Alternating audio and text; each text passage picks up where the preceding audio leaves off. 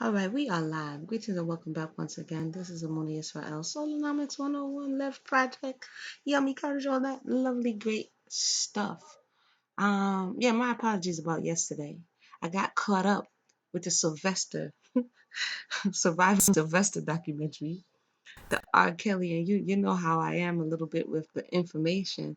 I tried to go and I didn't watch it for a while, and then I was like, I had a moment, and I was like, you know what? Let me see what's going on, only so that I can uh, collect a little bit more data to um to update my theory. Or so there, and I heard a few pieces that I'm gonna bring to you that I heard shared on that documentary that furthers uh, furthers my thesis. Let's just say that. So stay tuned for that one that's coming up soon. I just have to go back, get the time markers, and all that good, great stuff. In the meantime, if you don't know what I'm talking about, feel free to check out Unraveling R. Kelly that I did earlier this year. And I'm just going to do a little follow up on that. But in the between time, if you're missing the notifications for this discussion or any discussion, you have to press the little belly thing and then you'll get the notifications. So without further ado, I'm trying to remember what happened last time. It's been a while. So we're going to start with chapter 16 and let me see if I could catch up with what had happened. So chapter 16. Let's see what's going on here. All right, chapter 16. Yeah, let's jump into chapter 16. Chapter 16, Tom's Mistress and Her Opinions. Oh boy.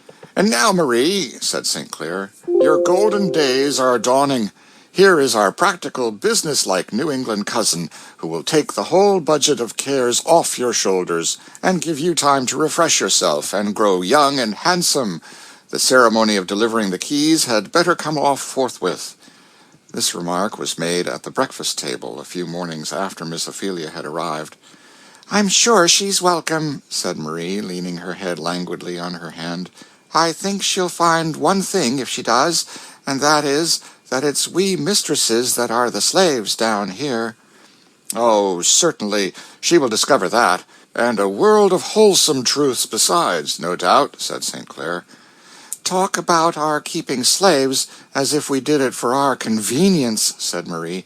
I'm sure if we consulted that, we might let them all go at once.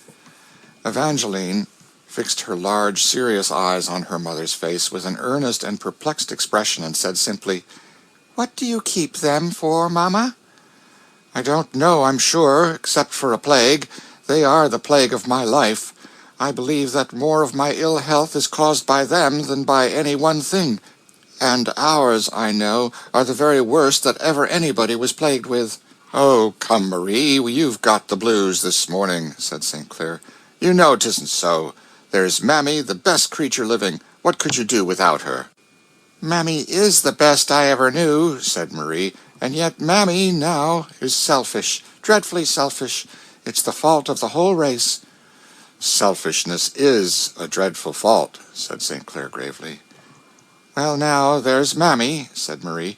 I think it's selfish of her to sleep so sound nights. She knows I need little attentions almost every hour when my worst turns are on, and yet she's so hard to wake. I absolutely am worse this very morning for the efforts I had to make to wake her last night. Hasn't she sat up with you a good many nights lately, Mamma? Said Eva. How should you know that? Said Marie sharply. She's been complaining, I suppose. She didn't complain. She only told me what bad nights you'd had, so many in succession. Why don't you let Jane or Rosa take her place a night or two, said St. Clair, and let her rest. How can you propose it, said Marie. St. Clair, you really are inconsiderate. So nervous as I am, the least breath disturbs me, and a strange hand about me would drive me absolutely frantic. If Mammy felt the interest in me she ought to, she'd wake easier. Of course she would. I've heard of people who had such devoted servants, but it never was my luck. And Marie sighed. Miss Ophelia had listened to this conversation with an air of shrewd, observant gravity, and she still kept her lips tightly compressed, as if determined fully to ascertain her longitude and position before she committed herself. Now, Mammy has a sort of goodness, said Marie. She's smooth and respectful, but she's selfish at heart. Now, she never will be done fidgeting and worrying about that husband of hers. You see, when I was married and came to live here, of course I had to bring her with me, and her husband, my father, couldn't spare. He was a blacksmith and, of course, very necessary, and I thought and said at the time that Mammy and he had better give each other up, as it wasn't likely to be convenient for them ever to live together again.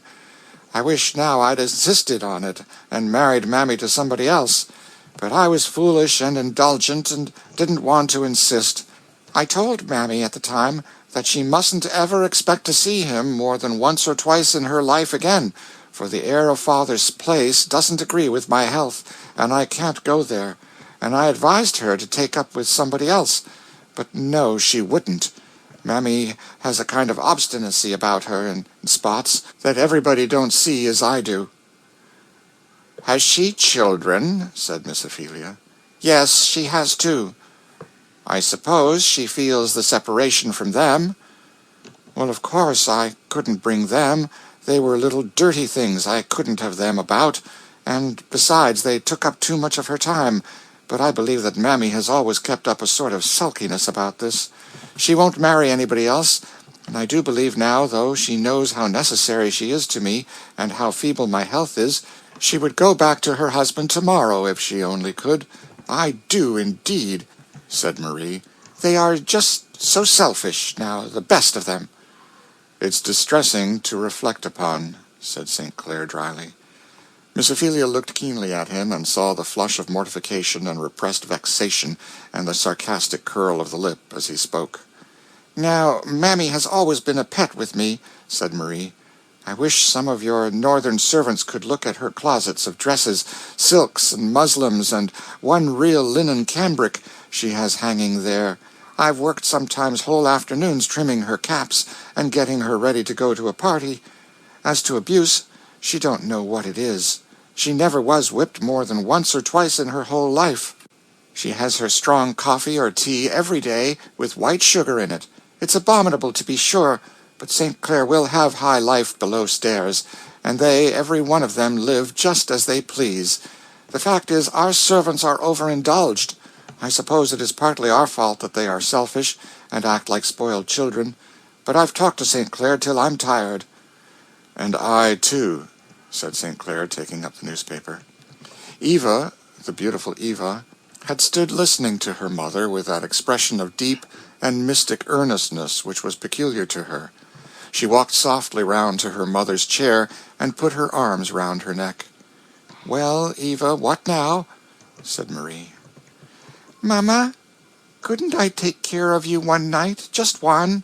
I know I shouldn't make you nervous, and I shouldn't sleep. I often lie awake nights thinking." "Oh, nonsense, child, nonsense," said Marie. "You are such a strange child." "But may I, Mamma? I think," she said timidly, "that Mammy isn't well. She told me her head ached all the time lately."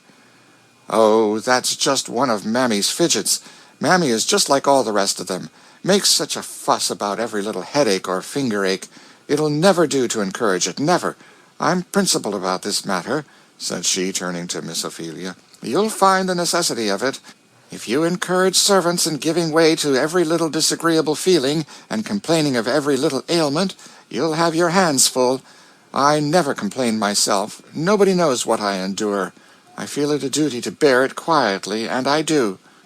Miss Ophelia's round eyes expressed an undisguised amazement at this peroration, which struck St. Clair as so supremely ludicrous that he burst into a loud laugh.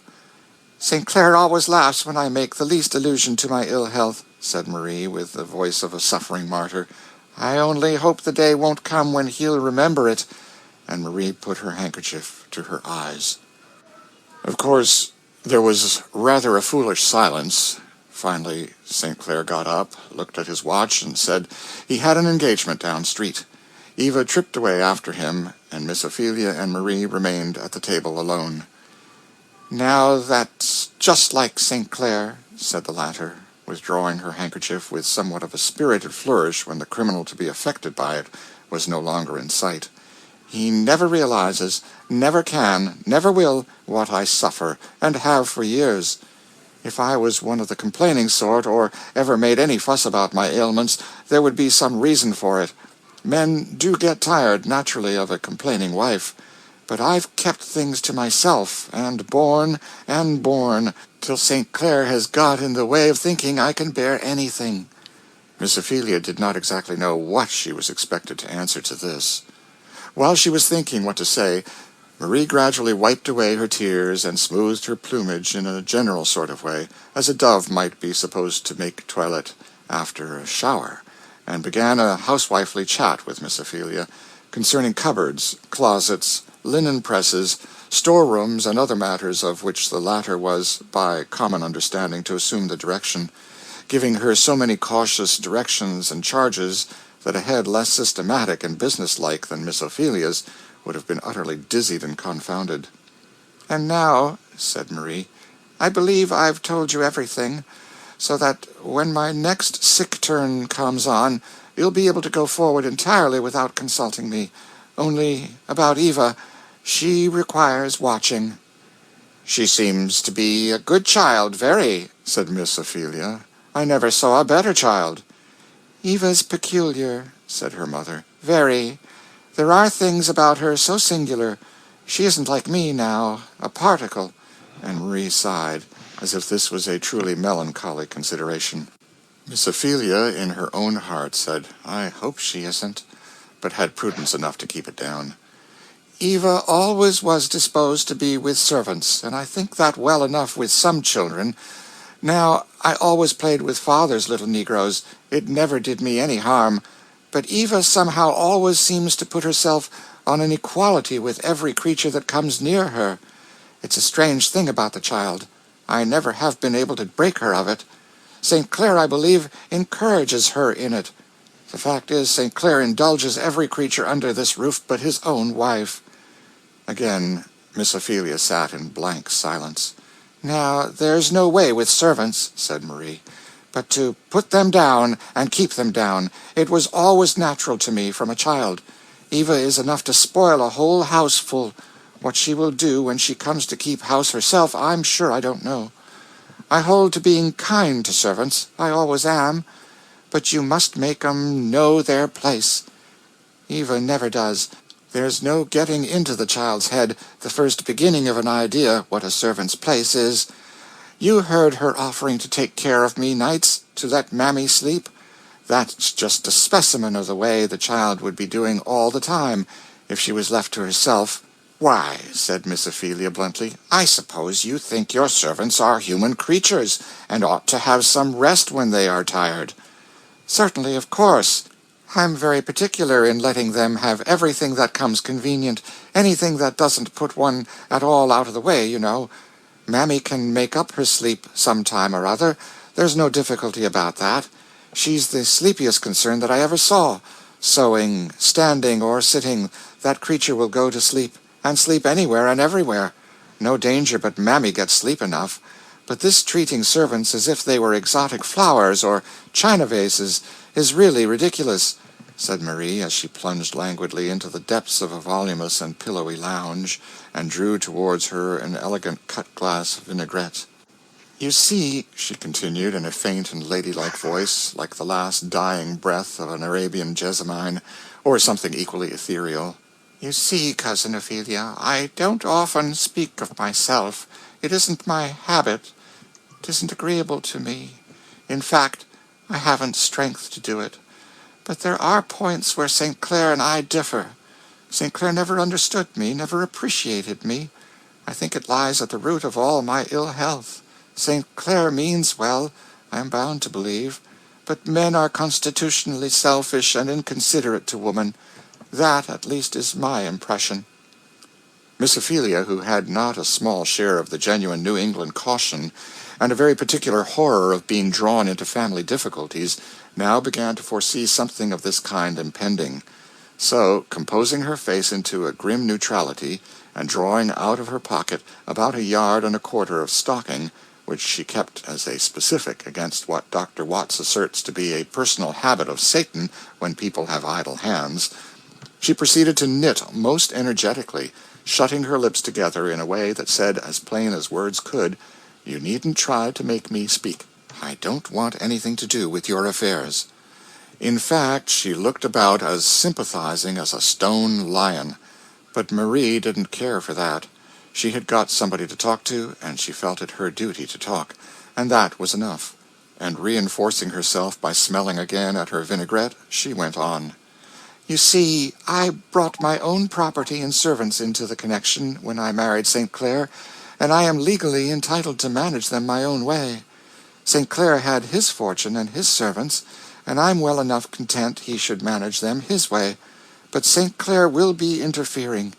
He has wild, extravagant notions about things, particularly about the treatment of servants. He really does act as if he set his servants before me, and before himself too, for he lets them make him all sorts of trouble, and never lifts a finger.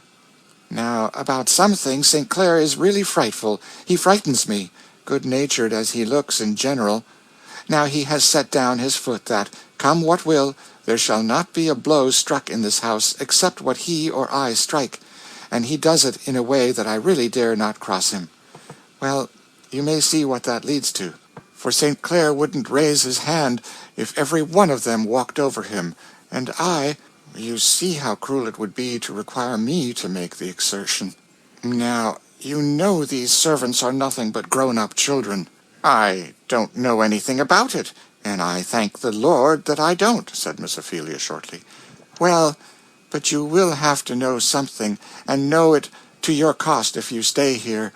You don't know what a provoking, stupid, careless, unreasonable, childish, ungrateful set of wretches they are." Marie seemed wonderfully supported always when she got upon this topic, and she now opened her eyes and seemed quite to forget her languor. "You don't know, and you can't, the daily, hourly trials that beset a housekeeper from them, everywhere and every way. But it's no use to complain to St. Clair. He talks the strangest stuff.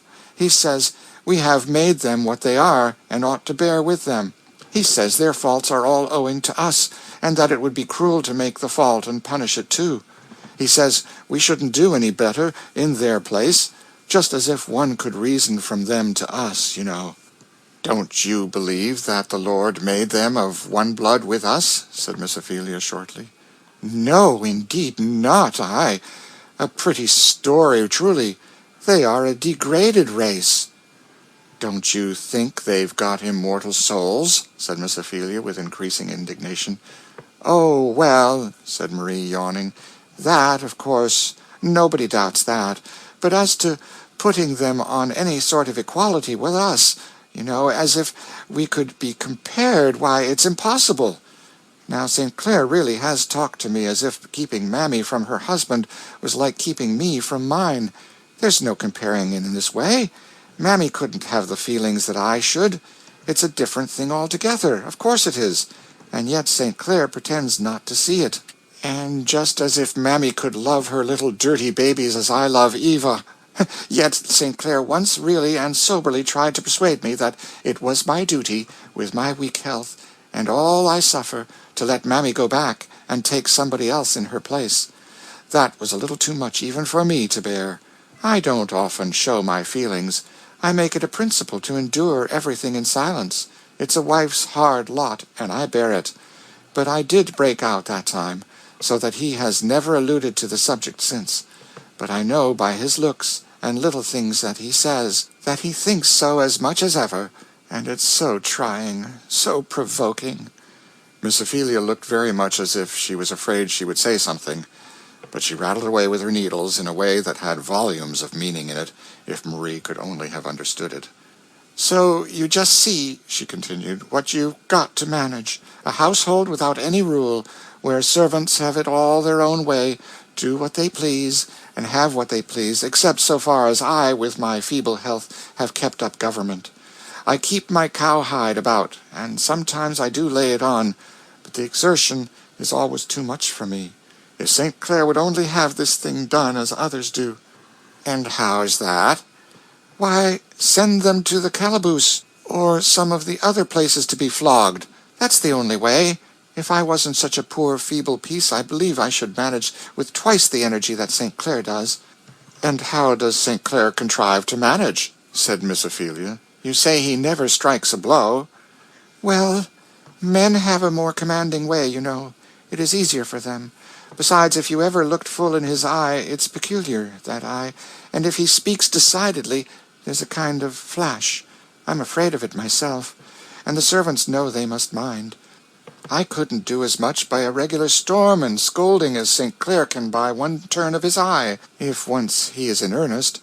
Oh, there's no trouble about St. Clair. That's the reason he's no more feeling for me. But you'll find, when you come to manage, that there's no getting along without severity. They are so bad, so deceitful, so lazy. The old tune, said St. Clair, sauntering in. What an awful account these wicked creatures will have to settle at last, especially for being lazy. You see, cousin, said he, as he stretched himself at full length on the lounge opposite to Marie, it's wholly inexcusable in them, in the light of the example that Marie and I set them, this laziness. Come now, St. Clair, you are too bad, said Marie. Am I now? Why, I thought I was talking good, quite remarkably for me. I try to enforce your remarks, Marie, always. You know you meant no such thing, St. Clair, said Marie. Oh, I must have been mistaken then. Thank you, my dear, for setting me right. You do really try to be provoking, said Marie. Oh, come, Marie, the day is growing warm, and I have just had a long quarrel with Dolph, which has fatigued me excessively. So, pray be agreeable now, and let a fellow repose in the light of your smile. What's the matter with Dolph? Said Marie. That fellow's impudence has been growing to a point that is perfectly intolerable to me. I only wish I had the undisputed management of him a while. I'd bring him down. What you say, my dear, is marked with your usual acuteness and good sense, said St. Clair. As to Dolph, the case is this, that he has so long been engaged in imitating my graces and perfections that he has at last really mistaken himself for his master, and I have been obliged to give him a little insight into his mistake. How? Said Marie. Why, I was obliged to let him understand, explicitly, that I preferred to keep some of my clothes for my own personal wearing. Also, I put his magnificence upon an allowance of cologne water, and actually was so cruel as to restrict him to 12 of my cambric handkerchiefs. Dolph was particularly huffy about it, and I had to talk to him like a father, to bring him round. Oh, St. Clair, when will you learn how to treat your servants? It's abominable the way you indulge them, said Marie. Why, after all, what's the harm of the poor dog's wanting to be like his master? And if I haven't brought him up any better than to find his chief good in cologne and cambric handkerchiefs, why shouldn't I give them to him? And why haven't you brought him up better? Said Miss Ophelia with blunt determination. Too much trouble. Laziness, cousin, laziness, which ruins more souls than you can shake a stick at. If it weren't for laziness, I should have been a perfect angel myself. I'm inclined to think that laziness is what your old Dr. Bothram up in Vermont used to call the essence of moral evil. It's an awful consideration, certainly. I think you slaveholders have an awful responsibility upon you, said Miss Ophelia. I wouldn't have it for 1,000 worlds. You ought to educate your slaves and treat them like reasonable creatures, like immortal creatures that you've got to stand before the bar of God with. That's my mind, said the good lady, breaking suddenly out with a tide of zeal that had been gaining strength in her mind all the morning. Oh, come, come, said St. Clair, getting up quickly. What do you know about us? And he sat down to the piano and rattled a lively piece of music. St. Clair had a decided genius for music. His touch was brilliant and firm, and his fingers flew over the keys with a rapid and bird-like motion, airy and yet decided. He played piece after...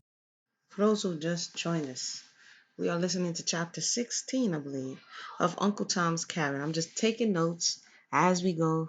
I've been listening to some other things, and I wanted to bring some attention to some of the notes that I put. So if you have any questions or comments as we're listening, just put them in the margins, and we'll revisit them after the chapter is complete. Thank you for joining us, and don't forget to take a deep breath. piece, like a man who is trying to play himself into a good humor. After pushing the music aside, he rose up and said gaily, Well now, cousin, you've given us a good talk and done your duty. On the whole, I think the better of you for it. I make no manner of doubt that you threw a very diamond of truth at me, though you see it hit me so directly in the face that it wasn't exactly appreciated at first. For my part, I don't see any use in such sort of talk, said Marie. I'm sure if anybody does more for servants than we do, I'd like to know who, and it don't do 'em a bit of good, not a particle. They get worse and worse. As to talking to them, or anything like that, I'm sure I have talked till I was tired and hoarse, telling them their duty and all that, and I'm sure they can go to church when they like, though they don't understand a word of the sermon, more than so many pigs, so it isn't of any great use for them to go, as I see. But they do go, and so they have every chance. But as I said before, they are a degraded race, and always will be, and there isn't any help for them. You can't make anything of them if you try. You see, Cousin Ophelia, I've tried, and you haven't. I was born and bred among them, and I know. Miss Ophelia thought she had said enough, and therefore sat silent. St. Clair whistled a tune. St. Clair, I wish you wouldn't whistle, said Marie. It makes my head worse. I won't, said St. Clair. Is there anything else you wouldn't wish me to do? I wish you would have some kind of sympathy for my trials. You never have any feeling for me. My dear accusing angel, said St. Clair, it's provoking to be talked to in that way. Then how will you be talked to? I'll talk to order, any way you'll mention, only to give satisfaction. A gay laugh from the court rang through the silken curtains of the veranda. St. Clair stepped out, and lifting up the curtain, laughed too. What is it? Said Miss Ophelia, coming to the railing. There sat Tom on a little mossy seat in the court, every one of his buttonholes stuck full of Cape jessamines, and Eva, gaily laughing, was hanging a wreath of roses round his neck, and then she sat down on his knee like a chip sparrow, still laughing. Oh, Tom, you look so funny. Tom had a sober, benevolent smile, and seemed in his quiet way to be enjoying the fun quite as much as his little mistress. He lifted his eyes when he saw his master with a half-deprecating, apologetic air. How can you let her? Said Miss Ophelia. Why not? Said St. Clair. Why, I don't know. It seems so dreadful. You would think no harm in a child's caressing a large dog, even if he was black, but a creature that can think and reason and feel and is immortal, you shudder at. Confess it, cousin. I know the feeling among some of you northerners well enough. Not that there is a particle of virtue in our not having it, but custom with us does what Christianity ought to do, obliterates the feeling of personal prejudice. I have often noticed in my travels north how much stronger this was with you than with us. You loathe them as you would a snake or a toad, yet you are indignant at their wrongs. You would not have them abused, but you don't want to have anything to do with them yourselves. You would send them to Africa out of your sight and smell, and then send a missionary or two to do up all the self-denial of elevating them compendiously. Isn't that it? Well, cousin, said Miss Ophelia thoughtfully, there may be some truth in this. What would the poor and lowly do without children? Said St. Clair, leaning on the railing and watching Eva as she tripped off, leading Tom with her. Your little child is your only true Democrat. Tom now is a hero to Eva. His stories are wonders in her eyes. His songs and Methodist hymns are better than an opera, and the traps and little bits of trash in his pocket, a mine of jewels, and he the most wonderful Tom that ever wore a black skin. This is one of the roses of Eden that the Lord has dropped down expressly for the poor and lowly who get few enough of any other kind. It's strange, cousin, said Miss Ophelia. One might almost think you were a professor to hear you talk. A professor? Said St. Clair. Yes, a professor of religion. Not at all. Not a professor, as your town folks have it, and, what is worse, I'm afraid, not a practicer either. What makes you talk so, then? Nothing is easier than talking, said St. Clair. I believe Shakespeare makes somebody say, I could sooner show 20 what were good to be done than be one of the 20 to follow my own showing. Emergence of Venice, Act 1, Scene 2, lines 17-18. Nothing like this division of work. My forte lies in talking, and yours, cousin, lies in doing. In Tom's external situation at this time, there was, as the world says, nothing to complain of little Eva's fancy for him. The instinctive gratitude and loveliness of a noble nature had led her to petition her father that he might be her especial attendant whenever she needed the escort of a servant in her walks or rides, and Tom had general orders to let everything else go and attend to Miss Eva whenever she wanted him, orders which our readers may fancy were far from disagreeable to him. He was kept well dressed, for St. Clair was fastidiously particular on this point. His stable services were merely a sinecure, and consisted simply in a daily care and inspection and directing an under-servant in his duties. For Marie St. Clair declared that she could not have any smell of the horses about him when he came near her, and that he must positively not put to any service that would make him unpleasant to her, as her nervous system was entirely inadequate to any trial of that nature. One snuff of anything disagreeable being, according to her account, quite sufficient to close the scene and put an end to all her earthly trials at once. Tom, therefore, in his well-brushed broadcloth suit, smooth beaver, glossy boots, faultless wristbands and collar, with his grave, good-natured black face, looked respectable enough to be a bishop of Carthage, as men of his color were in other ages. Then, too, he was in a beautiful place, a consideration to which his sensitive race was never indifferent, and he did enjoy with a quiet joy the birds, the flowers, the fountains, the perfume and light and beauty of the court, the silken hangings and pictures, and lustres, and statuettes, and gilding, that made the parlors within a kind of Aladdin's palace to him. If ever Africa shall show an elevated and cultivated race, and come it must some time her turn to figure in the great drama of human improvement, life will awake there with a gorgeousness and splendor of which our cold western tribes faintly have conceived. In that far-off mystic land of gold and gems and spices and waving palms and wondrous flowers and miraculous fertility will awake new forms of art, new styles of splendor, and the Negro race, no longer despised and trodden down, will perhaps show forth some of the latest and most magnificent revelations of human life. Certainly they will, in their gentleness, their lowly docility of heart, their aptitude to repose on a superior mind and rest on a higher power, their childlike simplicity of affection and facility of forgiveness. In all these they will exhibit the highest form of the peculiarly Christian life, and perhaps, as God chasteneth whom he loveth, he hath chosen poor Africa in the furnace of affliction to make her the highest and noblest in that kingdom which he will set up, when every other kingdom has been tried and failed. For the first shall be last, and the last first. Was this what Marie St. Clair was thinking of as she stood gorgeously dressed on the veranda on Sunday morning, clasping a diamond bracelet on her slender wrist?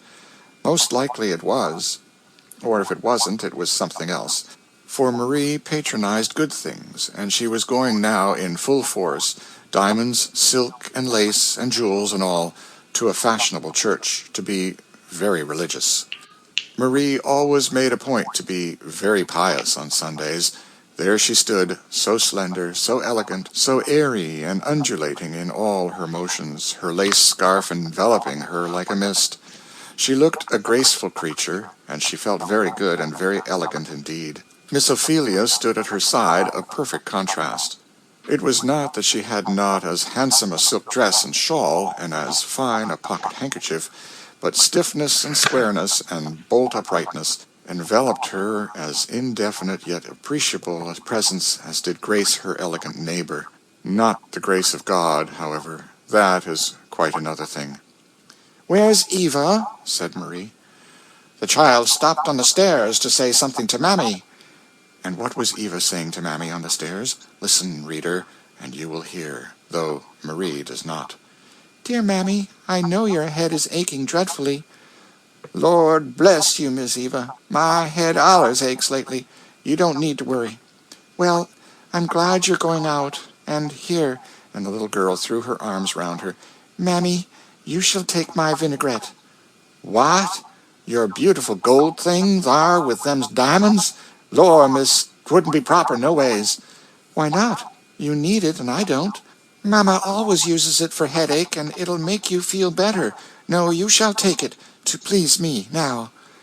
Do hear the darling talk, said Mammy, as Eva thrust it into her bosom and, kissing her, ran downstairs to her mother.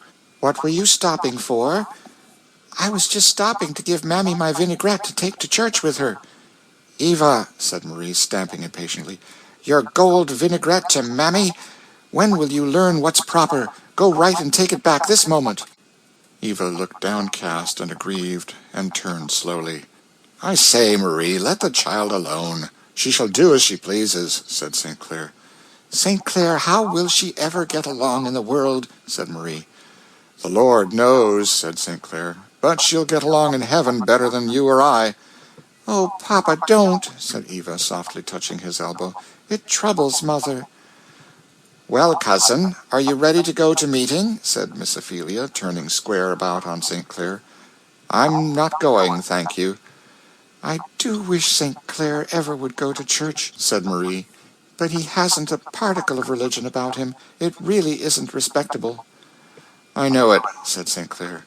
You ladies go to church to learn how to get along in the world, I suppose, and your piety sheds respectability on us. If I did go at all, I would go where Mammy goes. There's something to keep a fellow awake there, at least. What? Those shouting Methodists? Horrible, I'm said... sorry. I'm sorry. The dude in his reading, he say what? I'm sorry, y'all. For those who just joined us, we are listening to Uncle Tom's Cabin, chapter 16, I believe this is. I keep saying that. This chapter is loaded, loaded, loaded, loaded. So we will be back to break it all down. Um, yeah. So we're almost there. We got like what 10 minutes. Marie. Anything but the Dead Sea of your respectable churches, Marie. Positively, it's too much to ask of a man. Eva, do you like to go? Come, stay at home and play with me.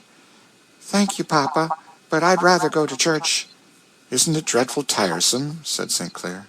I think it is tiresome, son, said Eva, and I am sleepy too, but I try to keep awake. What do you go for, then? Why, you know, Papa, she said in a whisper. Cousin told me that God wants to have us, and he gives us everything, you know, and it isn't much to do it, if he wants us to. It isn't so very tiresome after all. You sweet little obliging soul, said St. Clair, kissing her. Go along, that's a good girl, and pray for me. Certainly I always do, said the child, as she sprang after her mother into the carriage. St. Clair stood on the steps and kissed his hand to her as the carriage drove away. Large tears were in his eyes. Oh, Evangeline, rightly named, he said, hath not God made thee an evangel to me? So he felt a moment, and then he smoked a cigar and read the Picayune and forgot his little gospel. Was he much unlike other folks? You see, Evangeline, said her mother, it's always right and proper to be kind to servants, but it isn't proper to treat them just as we would our relations or people in our own class of life. Now, if Mammy was sick, you wouldn't want to put her in your own bed. I should feel just like it, Mamma, said Eva, because then it would be handier to take care of her, and because, you know, my bed is better than hers. Marie was in utter despair at the entire want of moral perspective evinced in this reply. What can I do to make this child understand me? She said. Nothing, said Miss Ophelia significantly. Eva looked sorry and disconcerted for a moment, but children, luckily, do not keep to one impression long, and in a few moments she was merrily laughing at various things she saw from the coach windows as they rattled along. Well, ladies, said St. Clair, as they were comfortably seated at the dinner table, and what was the bill of fare at church today? Oh, Dr. G. preached a splendid sermon, said Marie. It was just such a sermon as you ought to hear. It expressed all my views exactly. It must have been very improving, said St. Clair. The subject must have been an extensive one. Well, I mean all my views about society and such things, said Marie. The text was, He hath made everything beautiful in its season, and he showed how all the orders and distinctions in society came from God, and that it was so appropriate, and beautiful, that some should be high and some low, and that some were born to rule and some to serve, and all that. And he applied it so well to all this ridiculous fuss that is made about slavery, and he proved distinctly that the Bible was on our side, and supported all our institutions so convincingly. I only wish you'd heard him. Oh, I didn't need it, said St. Clair. I can learn what does me as much good as that from the Picayune any time, and smoke a cigar besides, which I can't do, in a church. Why, said Miss Ophelia, don't you believe in these views? Who, I? You know I'm such a graceless dog that these religious aspects of such subjects don't edify me much. If I was to say anything on this slavery matter, I would say out, fair and square, we're in for it, we've got 'em, and mean to keep 'em. It's for our convenience and our interest, for that's the long and short of it. That's just the whole of what all this sanctified stuff amounts to, after all, and I think that it will be intelligible to everybody, everywhere. I do think, Augustine, you are so irreverent, said Marie. I think it's shocking to hear you talk. Shocking? It's the truth. This religious talk on such matters, why don't they carry it a little further and show the beauty, in its season, of a fellow's taking a glass too much and sitting a little too late over his cards, and various providential arrangements of that sort, which are pretty frequent among us young men? We'd like to hear that those are right and godly, too. Well, said Miss Ophelia, do you think slavery right or wrong? I'm not going to have any of your horrid New England directness, cousin, said St. Clair gaily. If I answer that question, I know you'll be at me with half a dozen others, each one harder than the last, and I'm not going to define my position. I am one of the sort that lives by throwing stones at other people's glass houses, but I never mean to put one up for them to stone. That's just the way he's always talking, said Marie. You can't get any satisfaction out of him. I believe it's just because he don't like religion that he's always running out in this way he's been doing. Religion, said St. Clair in a tone that made both ladies look at him.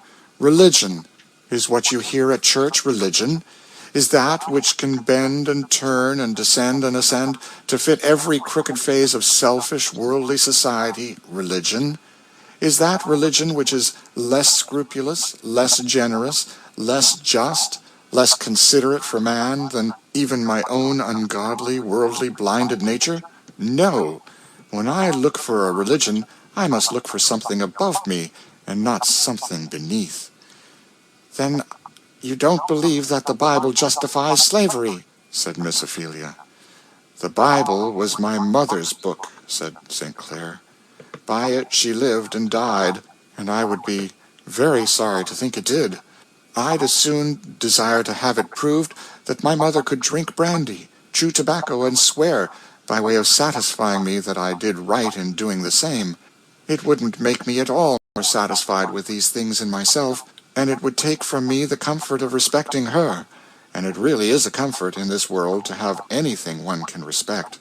In short, you see, said he, suddenly resuming his gay tone, all I want is that different things be kept in different boxes. The whole framework of society, both in Europe and America, is made up of various things which will not stand the scrutiny of any very ideal standard of morality. It's pretty generally understood that men don't aspire after the absolute right, but only to do about as well as the rest of the world. Now, when anyone speaks up, like a man, and says slavery is necessary to us, we can't get along without it, we should be beggared if we give it up, and, of course, we mean to hold on to it, this is strong, clear, well-defined language. It has the respectability of truth to it, and, if we may judge by their practice, the majority of the world will bear us out in it. But when he begins to put on a long face and snuffle and quote Scripture, I incline to think he isn't much better than he should be. You are very uncharitable, said Marie. Well, said St. Clair, suppose that something should bring down the price of cotton once and forever, and make the whole slavery property a drug in the market. Don't you think we should soon have another version of the Scripture doctrine? What a flood of light would pour into the church all at once, and how immediately it would be discovered that everything in the Bible and reason went the other way. "Well, at any rate," said Marie as she reclined herself on a lounge, "I'm thankful I'm born where slavery exists, and I believe it's right. Indeed, I feel it must be. And at any rate, I'm sure I couldn't get along without it." "I say, what do you think, Pussy?" said her father to Eva, who came in at this moment with a flower in her hand. "What about, Papa?" "Why, which do you like the best? To live as they do at your uncle's, up in Vermont, or to have a house full of servants as we do?" "Oh, of course, our way is the pleasantest," said Eva. "Why so?" said St. Clair, stroking her head. "Why, it makes so many more round you to love, you know," said Eva, looking up earnestly. "Now, that's just like Eva," said Marie. "Just one of her odd speeches." "Is it an odd speech, Papa?" said Eva whisperingly as she got upon his knee. "Rather, as this world goes, Pussy," said St. Clair. "But where has my little Eva been all dinner time?" "Oh, I've been up in Tom's room hearing him sing, and Aunt Dinah gave me my dinner." "Hearing Tom sing, hey?" "Oh, yes, he sings such beautiful things about the New Jerusalem, and bright angels, and the land of Canaan." "I dare say. It's better than the opera, isn't it?" "Yes, and he's going to teach them to me." "Singing lessons, hey? You are coming on." "Yes, he sings for me, and I read to him in my Bible, and he explains what it means, you know." "On my word," said Marie, laughing, "that is the latest joke of the season." "Tom isn't a bad hand now at explaining Scripture, I'll dare swear," said St. Clair. "Tom has a natural genius for religion. I wanted the horses out early this morning, and I stole up to Tom's cubiculum there over the stables, and there I heard him holding a meeting by himself, and in fact I haven't heard anything quite so savory as Tom's prayer this some time. He put in for me with a zeal that was quite apostolic." "Perhaps he guessed you were listening. I've heard of that trick before." "If he did, he wasn't very polite, for he gave the Lord his opinion of me pretty freely. Tom seemed to think there was decidedly room for improvement in me, and seemed very earnest that I should be converted."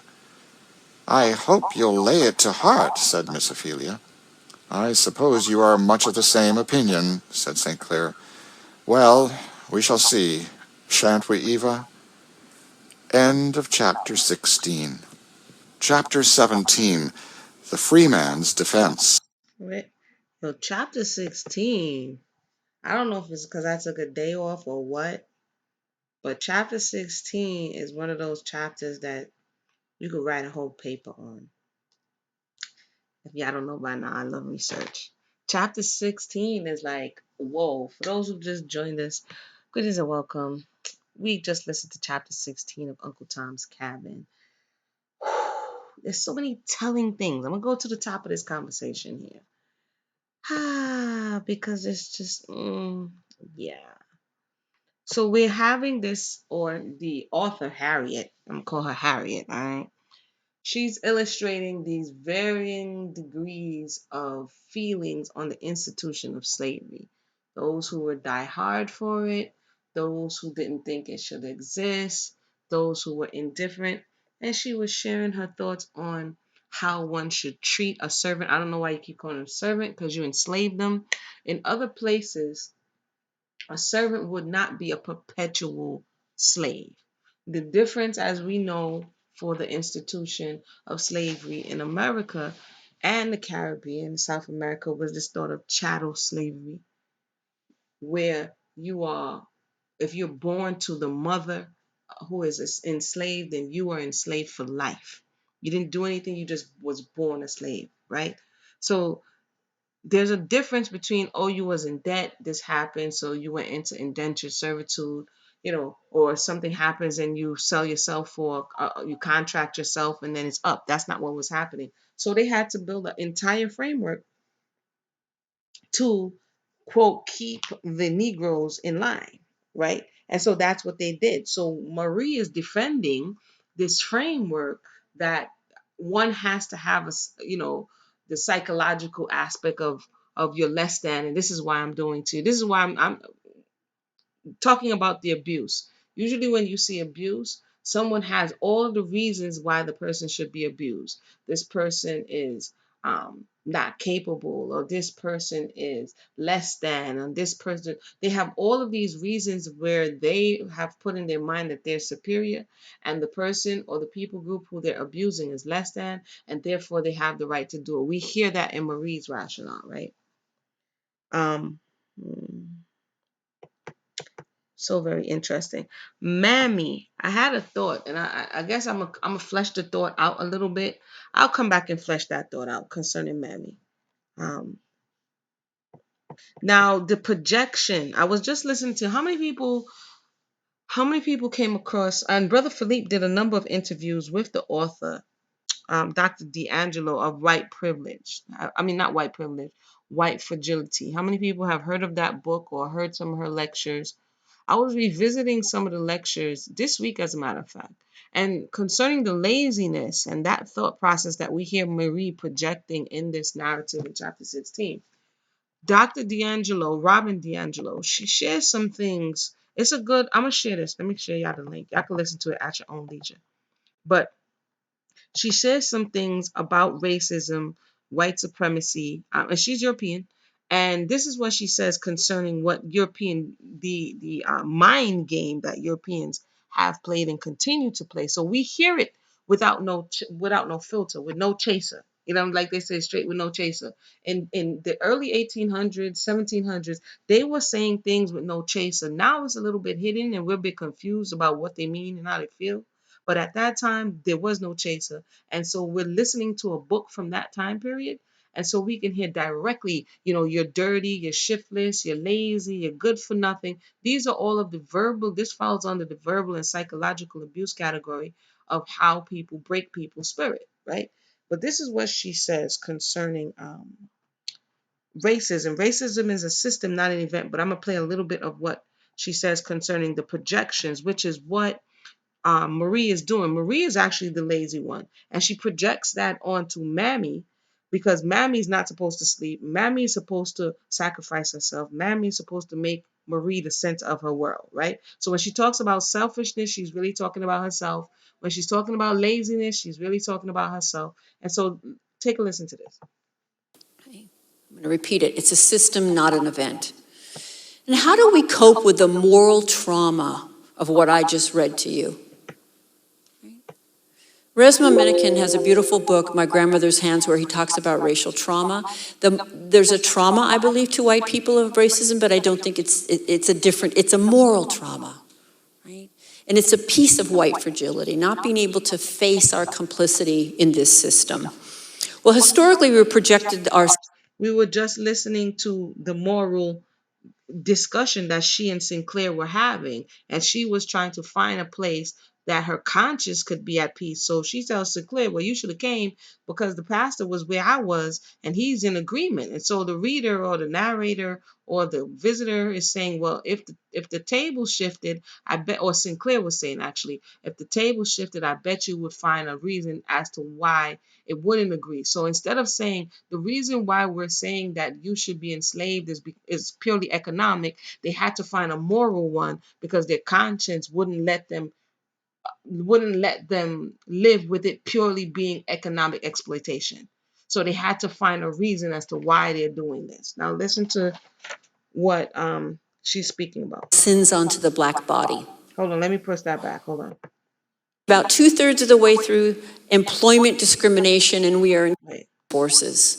If we want to be unique and special individuals, then we need to figure out how whatever we see as special and different about us set us up into that system, because it did. So I'm talking, I know white people really well. I'm talking X, and you're like, ha, I was Y, right? Okay, you were Y, most whites are X. How did Y set you up? It did.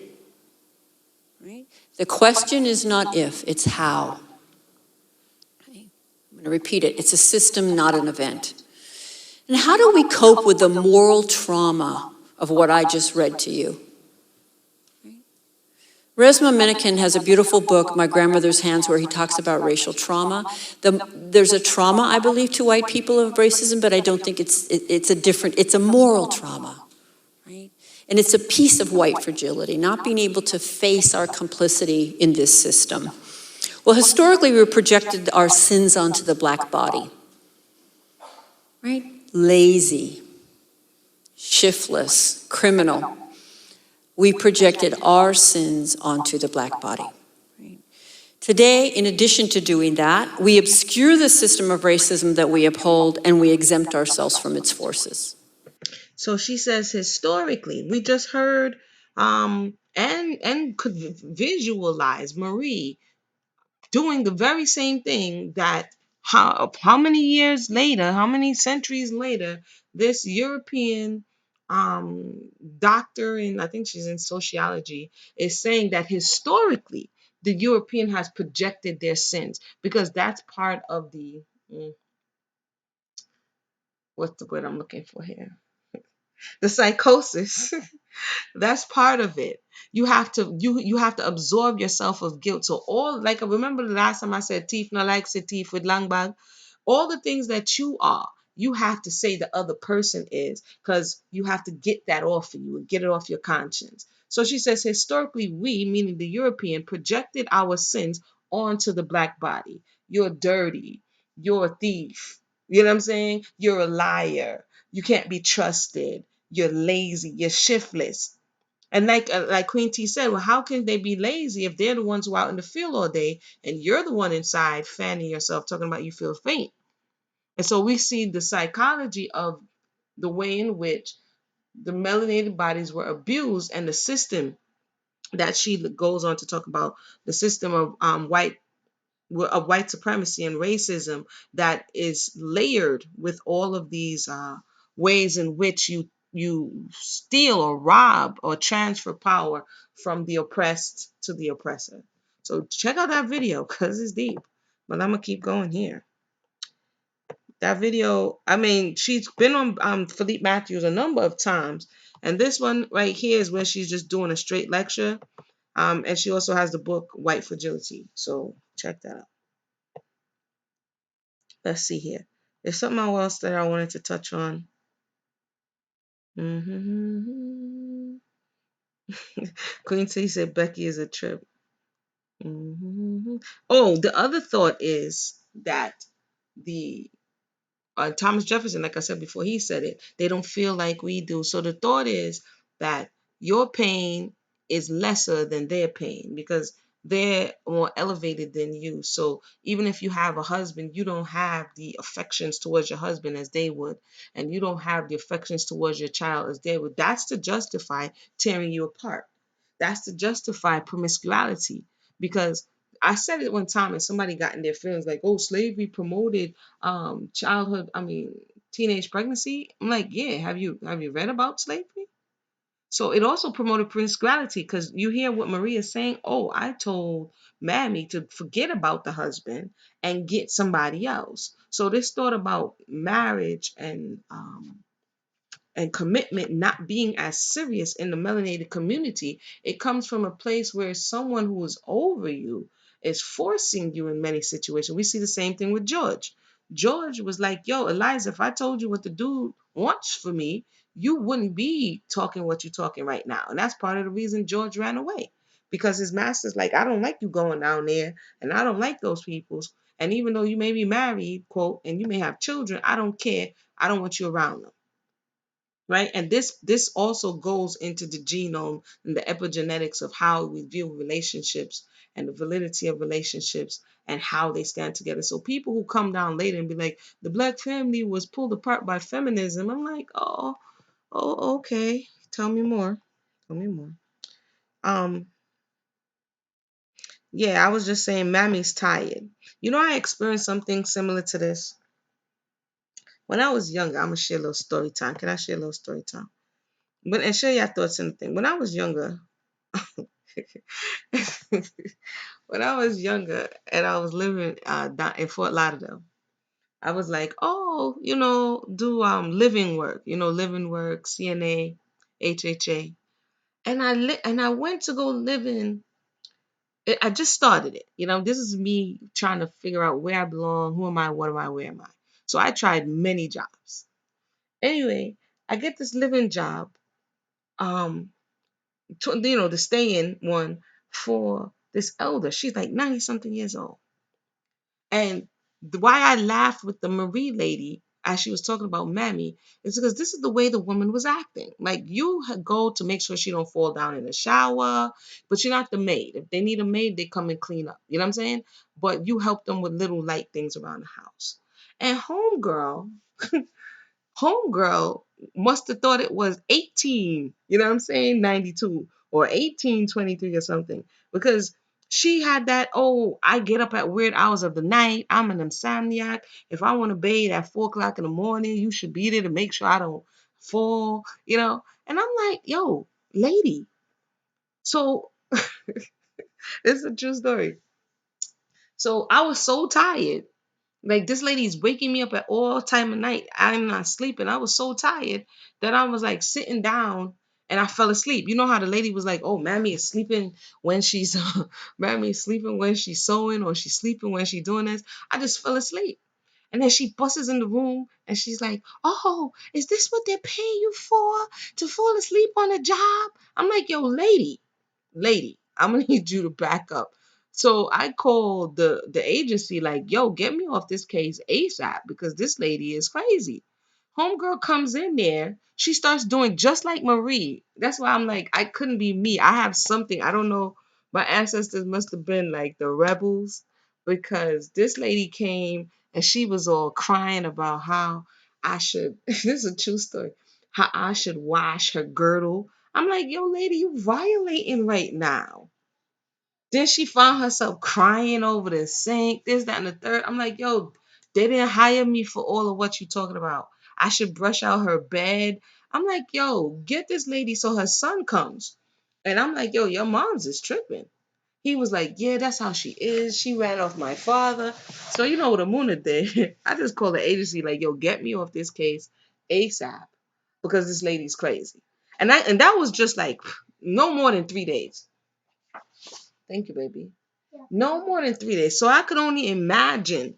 I could only imagine if you are stuck in a space where you are under the person's nose 24 hours a day and they think, like this lady, if they cough, you're not supposed to sleep and you're supposed to be at their beck and call. No such thing. No such thing. So as Dr. DeAndre, I'm sorry, that story just came to me only because Maria reminded me of that old lady. Is this how you treat an old lady? I'm like, yo, lady, you're violating right now. Like I'm not the one. You know what I'm saying? I am not the one. I'll eat peanut butter and jelly sandwiches before I let you violate me. I mean, come on, stop. Anyway, sorry, I just had a little moment. For those who just joined us, this is Uncle Tom's Cabin. Chapter 16, Love Project. Let me see. Oh, this is what I wanted to read. So when the lady was complaining about when the lady was complaining yeah, LF, it was it couldn't have been more than 3 days because when I was younger, my temperament was nowhere as cool as it is today. Like I'm that type of person. I tell you I'm going to lunch break and I'm out. Like I break. You know what I'm saying? So it was like, "Nah, I'm not doing this. I'm not doing this. You are tripping, old lady. I don't care if you have old lady tears. You need to have several seats." And then the lady was over there watching like the news. I forgot what was happening. You know, they always, depicted melanated people in a bad light. And she was like, "Oh, look at your people on the news." I was like, "Oh, so you a little, you know what I'm saying? You tinged with racism, are we? Yeah, how about you go help your own self to go bathe? You know what I mean?" Anyway, um, needless to say, I didn't last long on that endeavor. Uh, oh, concerning Marie, who was complaining about Sinclair not beating the slaves and putting them in check, there is a in Lewis Hughes's book. We read that a couple of years ago when we did the Lead Project. But I just wanted to read how what she referenced in the book was actual. Because remember, this is fiction, but she was referencing actual occurrences. So there was actual slave whipping businesses. I wanted to read this shortly. It's just a paragraph. This is out of Lewis Hughes's book. Name of the book. Name of the book is 30 Years a Slave. So whipping was done at these markets or traders' yard all the time. Remember, she's like, if Sinclair don't want to whip him, he could get somebody else to do it. People who lived in the city of Richmond would send their slaves here for punishment. When anyone wanted a slave whipped, he would send a note to that effect with the servant to the trader. Any petty offense on the part of a slave was sufficient to subject the offender to this brutal treatment. Owners who affected culture and refinement preferred to send a servant to the yard for punishment to inflicting it themselves. So, oh, they too soft or they don't want to do it, they let somebody else do it. It saved them trouble, they said, and possibly a slight wear and tear of feeling. For this service, the owner was charged a certain sum for each slave. Are you hearing this? And the earning of the traders from this source formed a very large part of the profits of his business. The yard I was in had a regular whipping post to which they tied the slave and gave him 9 and 30 or 39 lashes, as it was called, meaning 39 lashes as hard as they could lay it on. Men were stripped of their shirts in preparation for the whipping, and women had to take off their dresses from the shoulder to the waist. These plantations where slaves were oh wait. These whippings were not so severe as when the slaves were stripped entirely of their clothes, really, as was generally the case on the plantations where slaves were owned by the dozens. I saw many cases of whipping while I was in the yard. Sometimes I was so frightened that I trembled violently, for I'd never seen anything like it before. So he's witnessing this trauma, and they talk about you not only feeling the trauma, but when you see it, you develop post traumatic stress because you're witnessing this. So this is Lewis Hughes talking about what was referenced in Uncle Tom's Cabin, where you send to people who make it a business to whip your slave for you. Let me put this in the box here. That's this right here. I put it on the community board, but y'all can see it here as well. Now let me go back and see here.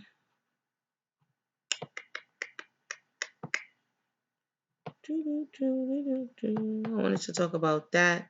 The projection, the projection, deflection, projection of their sins on you, how they feel. So when they say ugly, when you say, oh, you're ugly, or you're black, or you're this, or you're nappy headed, these are all projections of low self esteem within the self.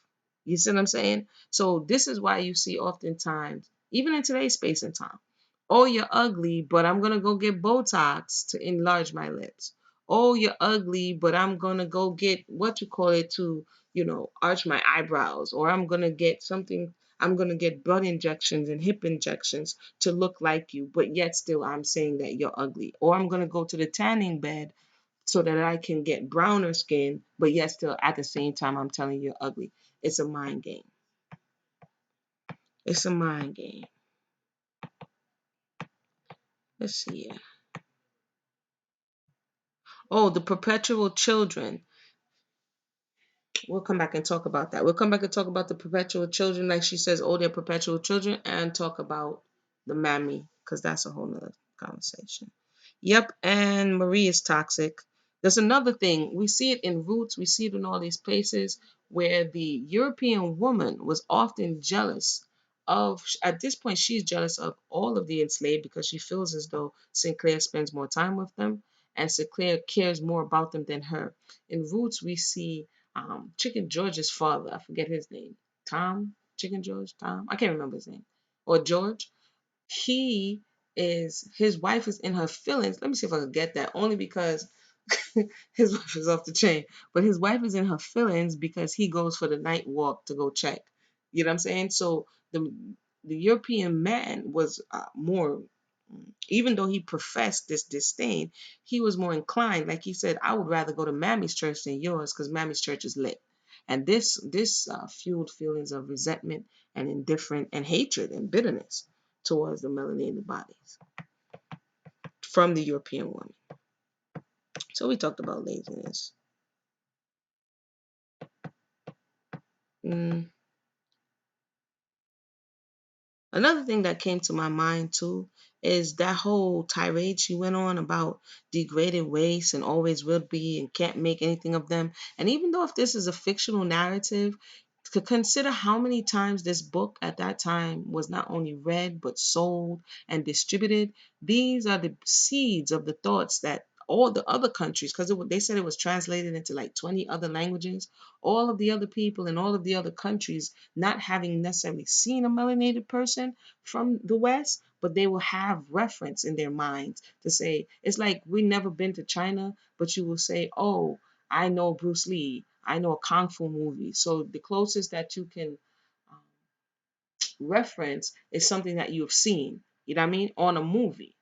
So if they're referencing even at this time what they've heard through Harriet Beecher Stowe, even some of the things that she's saying in the narrative is very damaging. And even so up until this day. Hmm.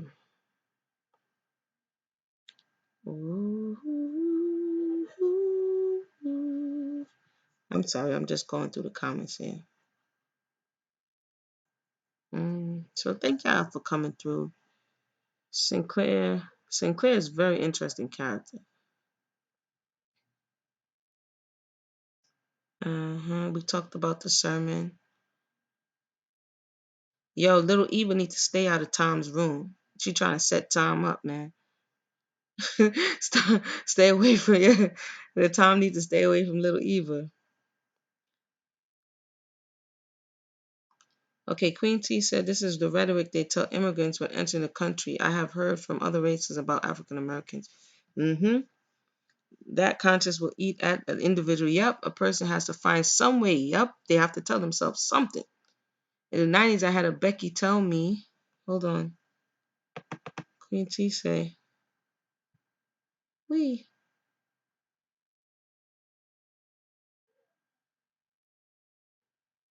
I had a Becky tell me she didn't know black women cried until she saw Oprah. Let's just say I was young and gave her a New Orleans. But no, you have to understand of the images that's projected and what are they going to know except for what they see and for what they heard. It's the same way people talk. So what are they seeing and what are they hearing? And we see what's depicted on the TV. So it's just like in this R. Kelly, we're gonna come back and talk about this reckoning R. Kelly because we have to continue. Well, I have to continue to build on the thesis, and I thank you so much for allowing me to build on this thesis, right? And I'll come back and talk about the thesis because that's what I was doing yesterday. I kind of got caught up, and I wouldn't have been no good to y'all yesterday because I was caught up in watching this documentary to see if there's additional pieces for my little hypothesis there. I think we're at the end here. Nah, no 2 weeks notice. Absolutely not. I was not the 2 weeks notice. That was my former self. But you wasn't getting no 2 weeks notice. They didn't give me no 2 weeks notice that this lady was crazy. Mm-mm. Y'all just threw it on me because you know she was a troubled patient. I'm not the one. I'm not the one. Spray tan, cornrows. Yep. Yep. All of that. Let me see if we can get a little. Usually people get upset when I talk about roots. I will say this too. I was listening to something yesterday. A sister sent me over something and she was like, Amuna, listen. And what do I hear? The brother talking about Willie Lynch. We're gonna come back and talk about Willie Lynch letter and why our people use the Willie Lynch letter, which um someone has come out. I don't know if you guys heard of it, who has come out and said he was the author of the Willie Lynch letter and he told the reason why he did it. I'm gonna come back and play a little bit of that video and talk about it because I think it's a reason. Just quoting the Willie Lynch letter and not actually going into the history is a cop out for our people because they can just reference something without referencing it.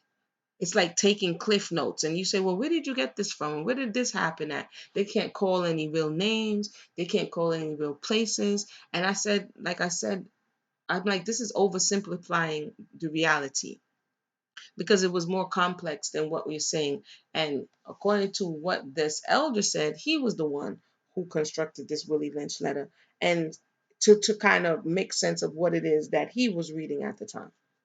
And so I'm like, yo, can we get beyond and really get some hard evidential information to primary source information, so that when we're having this conversation, we're not just repeating the same thing over and over and over and over and over again. Yeah, that that part right there. Let me see what I was gonna do. Hold on. Chicken George. Hold on.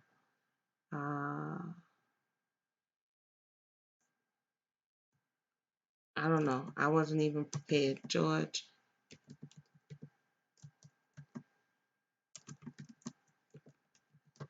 Let me see here.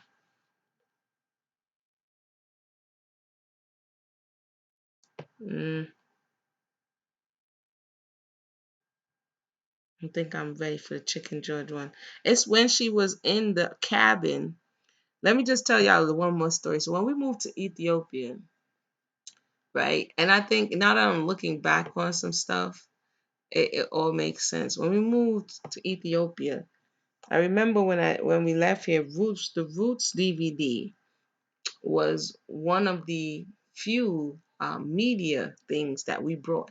So I watched Roots, like I watched Roots when I was little, I watched Roots when I was big, but when we were overseas, I watched Roots I don't know how many times. Like to the point of like memorizing the movie. You understand what I'm saying? And now that thought just came back to me. Like now it makes sense where years later, this has been like a space of interest for me to really dig in and study. But I'm trying to find a scene where he's eating and she prepared the meal, and he's like, yo, he gonna go out and take a walk, and she's in her feelings because she know that means he about to go feel up on Chicken George's mother, you know what I mean?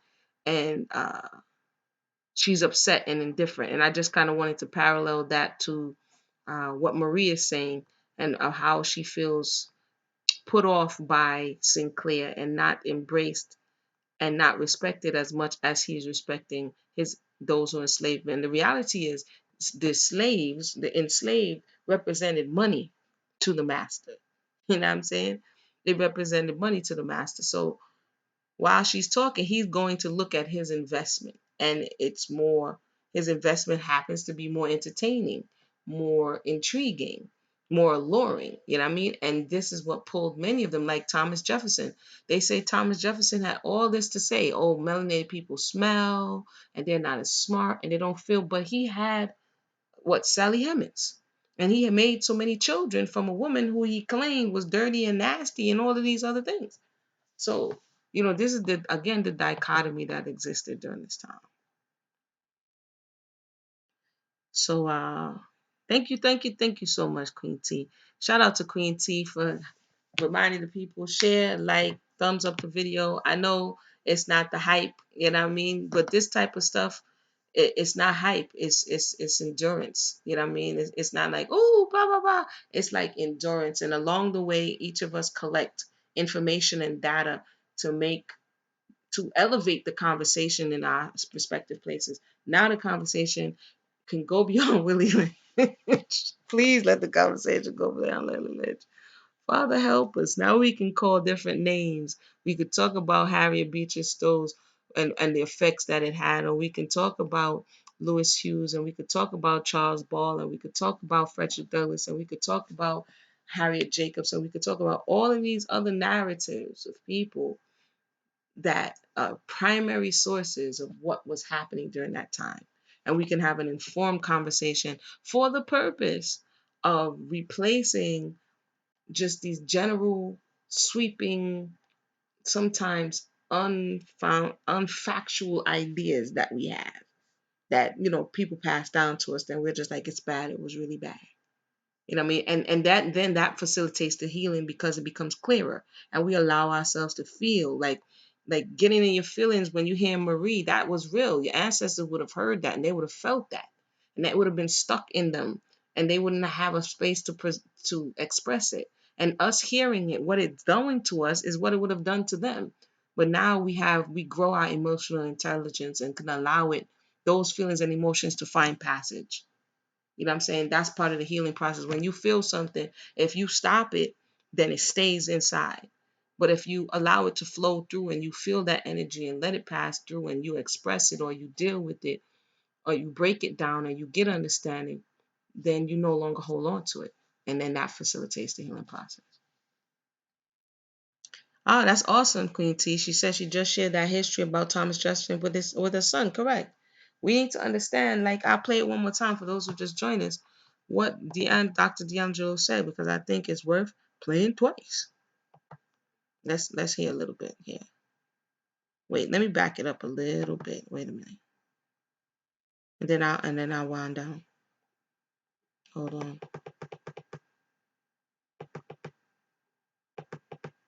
Hold on.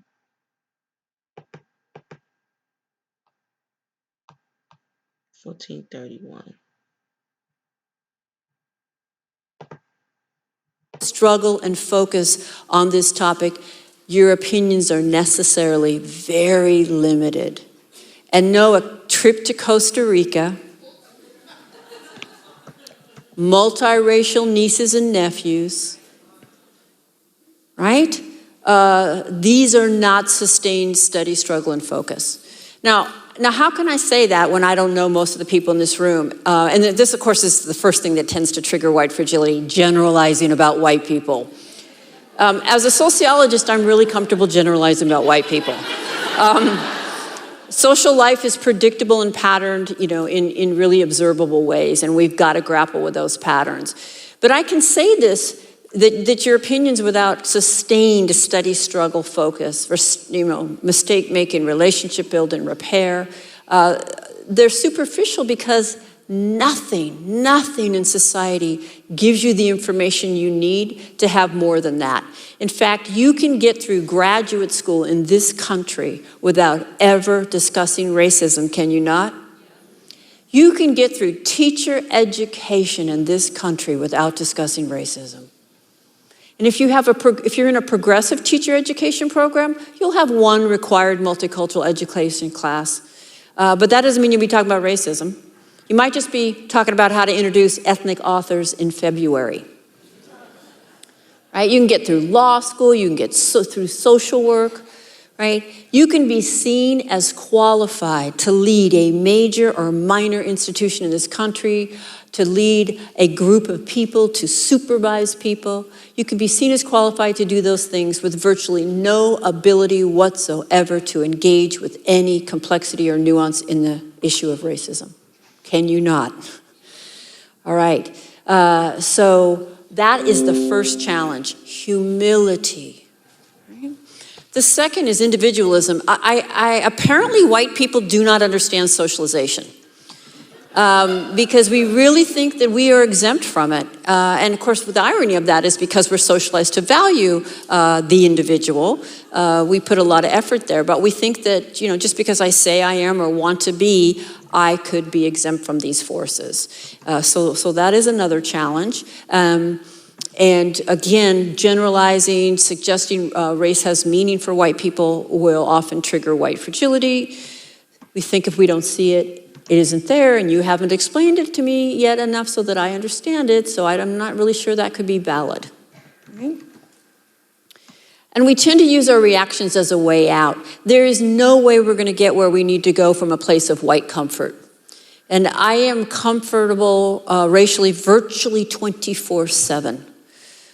So that is not my goal, but we will often use that lack of comfort as a sign that something's been done wrong rather than something probably has been done right.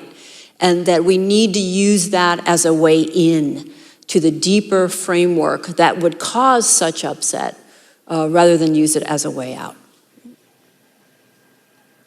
And we don't understand racism as a system. So this is another key challenge, which leads me to chapter 2, which is racism and white supremacy. Racism is a system, not an event. Right? And it's the system we're in.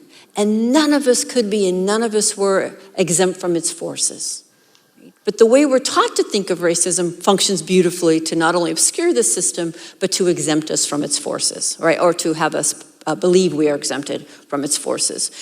Now, as a white person, I was raised to be racially illiterate. And I actually think all white people are raised to be racially illiterate in this culture.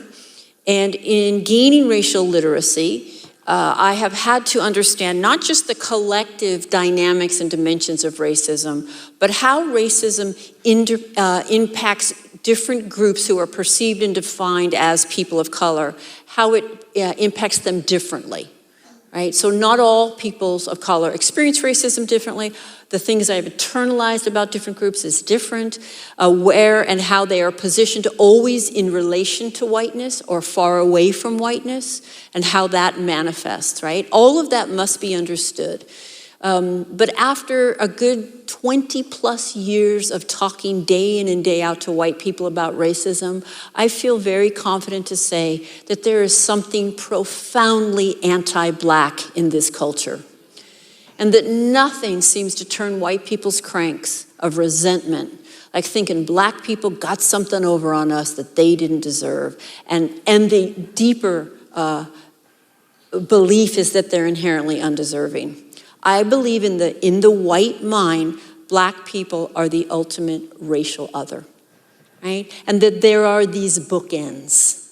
And again, your perceived proximity to each end of that impacts how you're going to experience your racialization. Just to stop for a second, didn't we hear the same sentiment in the chapter 16 of Uncle Tom's Cabin? Similar sentiments. And this would have been embedded in the minds, and then Marie is in her feelings because little Eva is not necessarily getting, she's not allowing herself to be uh, infused with this line of thinking, and she's not really understanding what Marie is trying to say, and so she's not being socialized. She's not allowing herself to be socialized into this thought process, because that's kind of how it works. And the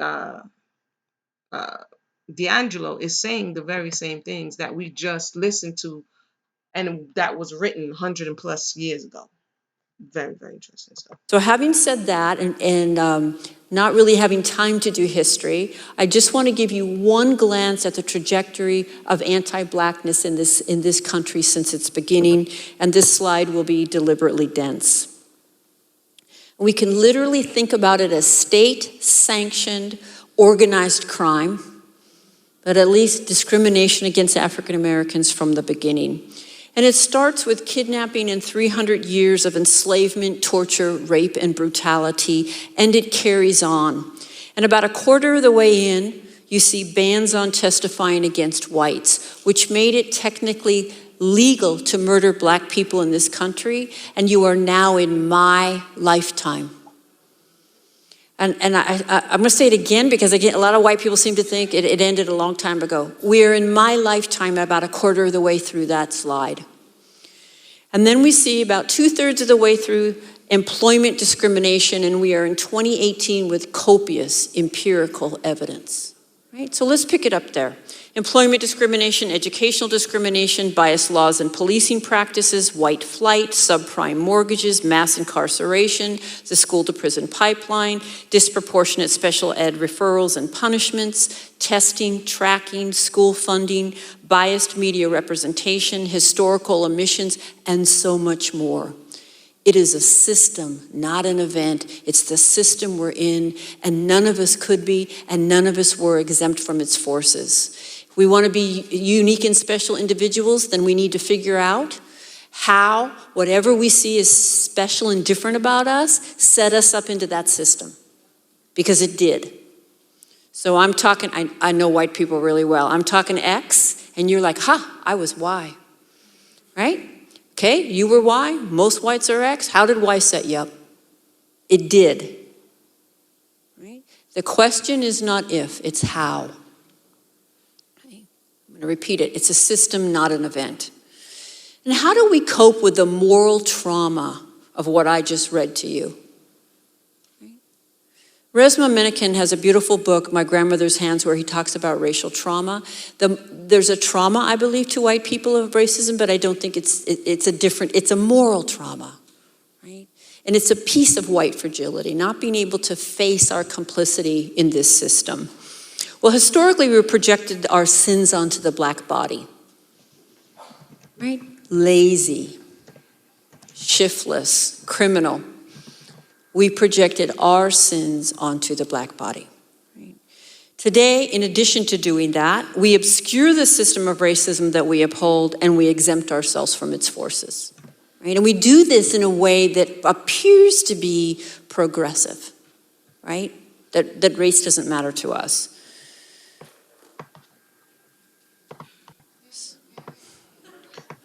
All right, all right, all right. I don't want them to be like, oh, she played the whole thing. She played the whole thing. Hold on. I just wanted to read lastly because she said projection. So let's look up briefly projection in psychology, shall we? Because what we're doing here, we're talking about healing. So here you have a European woman who has finally been ready to admit, although, they've been saying it all along in the speech and the laws and the approach. But here she is coming to terms with the reality of what her ancestors have done. And like I said, in many of these books, they don't say directly, listen, this is what we've done to you. But we know through their study that this is what they have done. So in our healing, you may not necessarily get like what you're getting from her.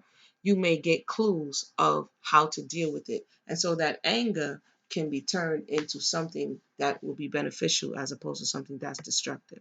Psychological projection is a defense mechanism in which the human ego defends itself against unconscious impulses or qualities, both positive and negative, by denying their existence in themselves while attributing them to others. So all of even what we hear all throughout chapter 60 is a psychological projection. For example, a person who is habitually rude may constantly accuse other people of being rude. It incorporates blame shifting and can manifest as shame dumping. Hmm. So we can go ahead and write that down as we are putting together our thesis. Now, listen, this is, I just went quickly to, this is Wikipedia, but we can go deeper. But psychological projection, I just want to jump down here. Practical examples: victim shaming, projection of marital guilt, bullying, projection of general guilt, projection of hope. So overall, don't make no mistake about it. Europeans understood that what they were doing when they went in and stole melanated bodies, robbed them, murdered. Because understand, some people who they felt wasn't going to be fit to be sold after after the other tribal leaders stole them and brought them, and they felt that they wasn't going to be able to get money. Sometimes they were killed on the spot. So you saw murder, you saw bloodshed, you saw rape, you saw pillaging, right? All for profit. Now you had to rationalize it some way and somehow. Otherwise, else you was going to be cracked out, smoked out, drunk out. You wouldn't be able to look at yourself in the mirror. So you had to come up with something. So what did they come up with? As she said, I didn't say it, she said it. They had to project all of their sins onto the melanated body. So their thought of this is the object of disdain because of the disdain for themselves. Every time they saw you, you represented, our ancestors represented the wickedness that they did. It's not like somebody said, hey, this ain't going well for me and I'll work for you for 7 years. That's not what happened. That wasn't like indentured servants coming from Europe. That's not what happened. So everybody says, well, what about they giving reparations to everybody else? Melanated people represent a whole different ball game. A whole different ball game.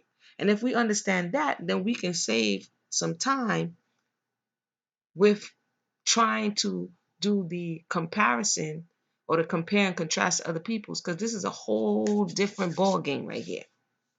It's a whole different ball game.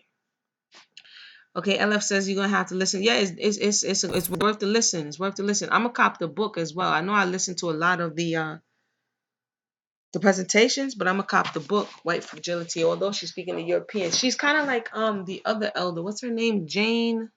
What's her name? What's the other elder? She's a little bit more relaxed than her. Her name is Jane. What's her name? The other elder who's been doing it since the 60s. I think Philippe interviewed her too. Her name is Jane. She did the blue eye experiment, the blue eye, brown eye experiment. Oh, I'm gonna tell you right now, because I don't like not remembering. Blue eye, brown eye experiment.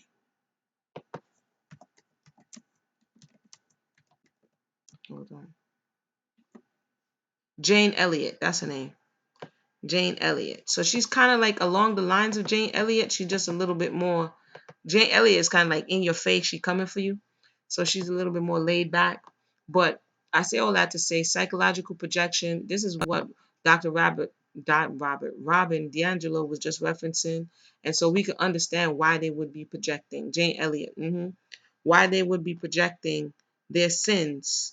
Because they needed to try to find a way to get it off of them, and this is for the greater good. Oh, you wouldn't be able to make it on your own. You're a perpetual child. You're nothing without me. This is why you see now why I begin to go into the line of looking at it through the lens of domestic violence, because the verbiage is the same, the tactic is the same. It was just done on a broader scale. And slavery, make no mistake about it, when brought to the Americas, was a domestic institution. You worked on family farms. It was home-based businesses, unless you were in the factories up north. But if you were in the South, which predominantly was run by slave labor, then you worked at a home-based business, which would make it a domestic violence situation. So thank you for joining us. I'm going to go ahead and wind down here as I get the notes on Mr. Sylvester so that I could come back and do a little update on the thoughts. Any more questions or comments before we go? Let us know now. We have one more chapter, I think. Let me look. I think I closed it. I think we have one more chapter. We're going to take a break from old Harriet here, and then we're going to go into Josiah Henson. We're going to go into Josiah Henson, and then we're going to take it from there. Because Harriet needs to take a break for a second real quick because she's doing too much. She's doing too much. All right, everyone? Well, let me put psychological projection here, although I know we all could look it up. What time is it? 9:30.